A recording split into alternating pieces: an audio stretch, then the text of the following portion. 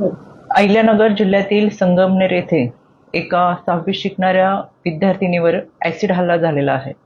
यामध्ये ही विद्यार्थिनी सकाळी शाळेतून घरी जात असताना पत्ता विचारण्याच्या बहाण्याने तिला अडवून तिच्यावर ॲसिड हल्ला केलेला आहे.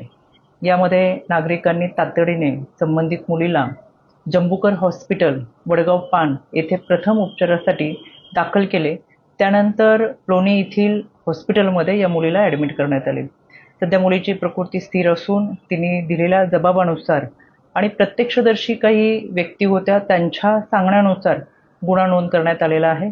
यामध्ये CCTV कॅमेऱ्याचे फुटेज असतील, त्याचबरोबर शाळेतील काही CCTV फुटेजचे कॅमेरे आहेत. एकत्रित याची पाहणी करण्यासाठी पोलिसांनी पथक नेमलेले आहे.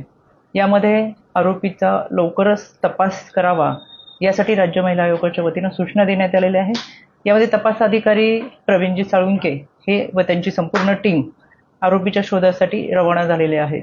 यामध्ये तातडीने कारवाई करावी अशा सूचना राज्य महिला आयोगाच्या वतीनं देण्यात आलेल्या आहेत.